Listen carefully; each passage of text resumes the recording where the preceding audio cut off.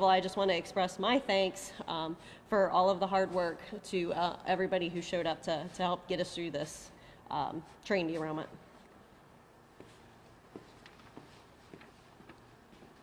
Mayor Warren Copeland.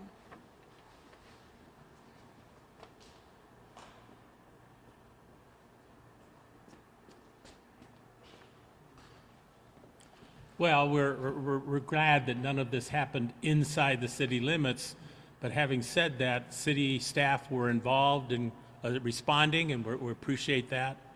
And we also are very careful to take to see that our water isn't damaged by what happened, because our water is one of our primary resources. So we were lucky that we weren't involved directly, but we are trying to be just as helpful as we can to the cleanup of this situation. And we're grateful that it seems that the cars that went off the line, none of them had anything that was dangerous to our people. Thank you. At this time, we'll have the incident commander, Norfolk Southern, Ohio EPA, and Public Health up here to join us. We will open it up to questions. We do have a hard stop time, and we'll let you know when we reach that.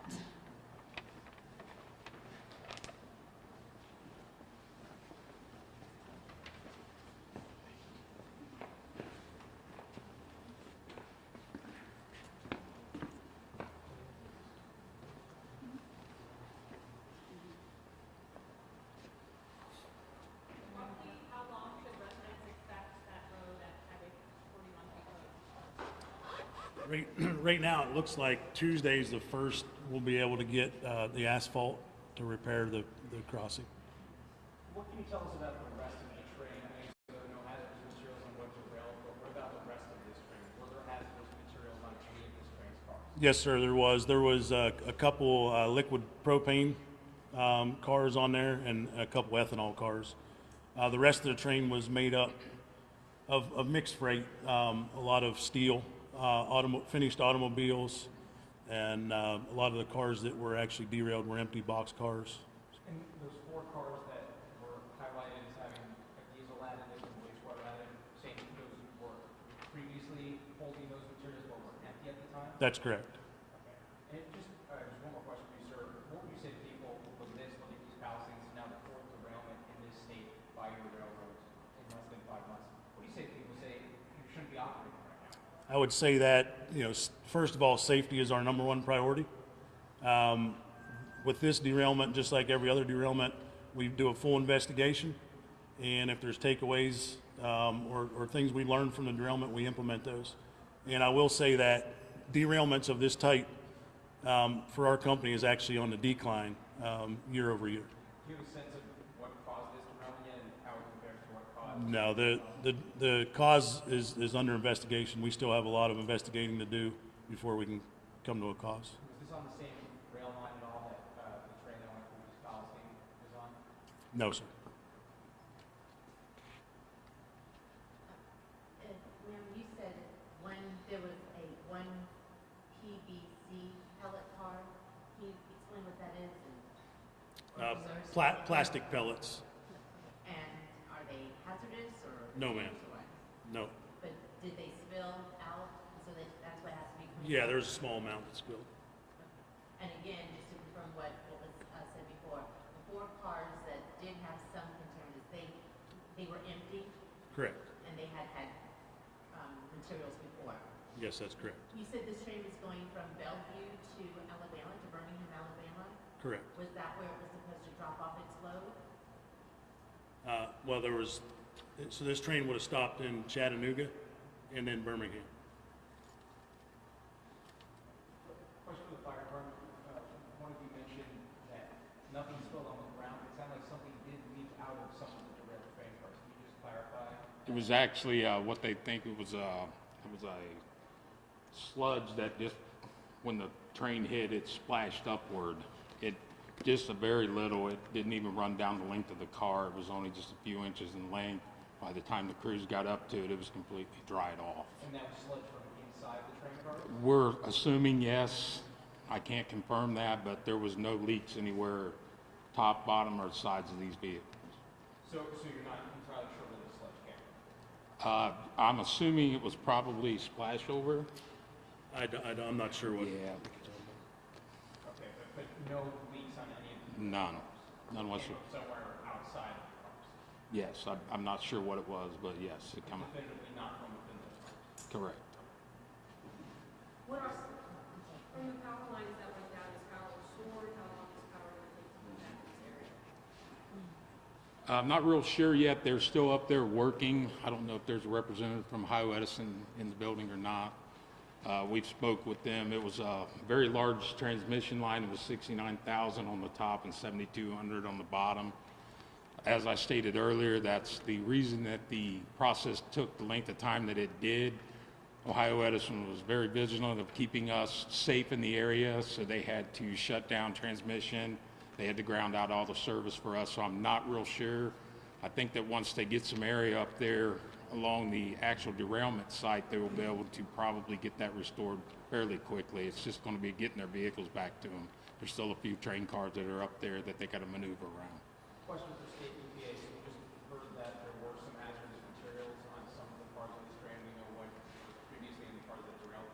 Give us a sense of what the potential risk would have been if any of that had leaked into the community and how that compares to the worst case scenario of what leaked into the community's house. Yeah, I don't want to speak to what might have happened. What we know is what was involved in the derailment, which was no hazardous materials.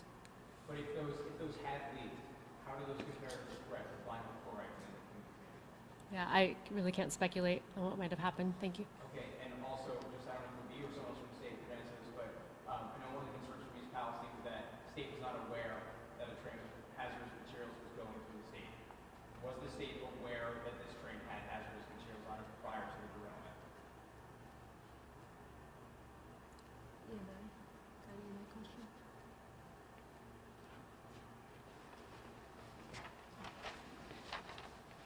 There is not a short answer to that question. We are not made aware of every train car that comes down the track.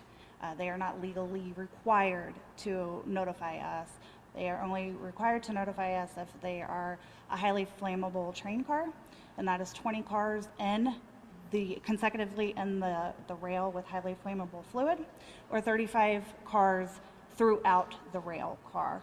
To my knowledge, this train did not meet that standard, so we were not notified, which is not uncommon. The residents how many residents are still without power? 41? 49? Obviously 49 at this point in time. So once again, Ohio Edison is here to confirm that. So that's just the numbers we've been getting. And for you, sir, what do you feel Norfolk Southern has been able to do? What have they learned from past derailments that has enabled them to initiate some safety protocols that maybe they didn't have last year, or that have been helpful? Like I said, we fully investigate every derailment, and if there's takeaways or things that need implemented, we do. Have you been able to implement anything from East Palestine yet? Sir, I'm not at liberty to discuss East Palestine. Did this reaction from all the organizations change at all because of East Palestine, or was it more of a, we gotta get on this with the EPA or anything, or this was how you would have reacted if that had not happened? From the fire department standpoint, yes, this is normal practice for us. I was very impressed last night with the way all the agencies come together. The rail company was on site with us. They were by our side the whole time. Obviously gave us all the documentation that they needed us to have and we needed.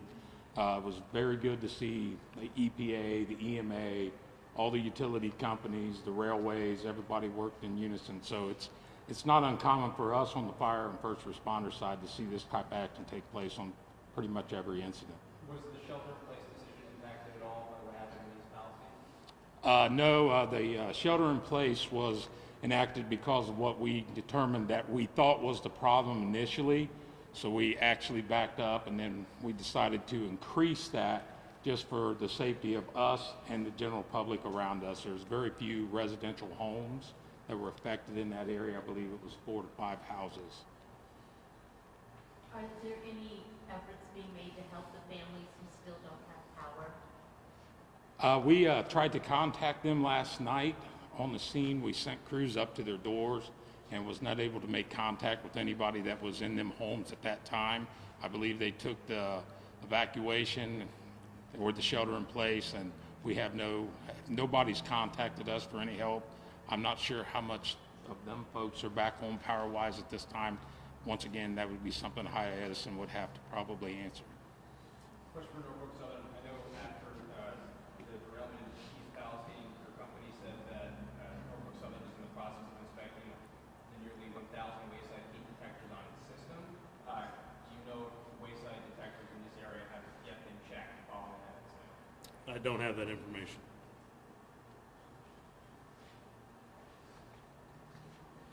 What can be done, as obviously we've seen multiple trains with railroads recently, to improve the safety of our trains and our rails that pass through our communities?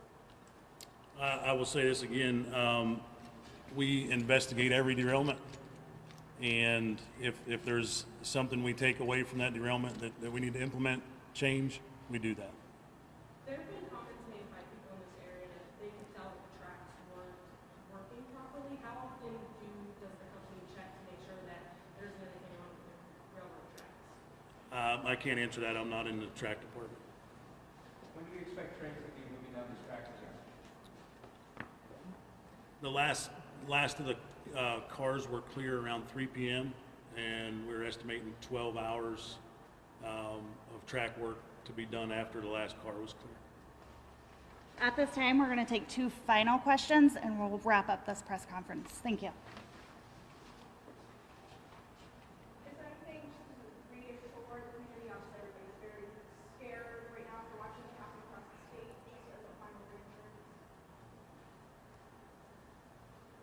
Well, I want to thank Clark County and EMA. I think they're doing a great job, obviously providing a lot of information up front. If there's anything we've learned so far, it's, transparency matters, encouraging facts, not misinformation. So we will continue to be good partners in terms of getting the facts out, and appreciate your support in that.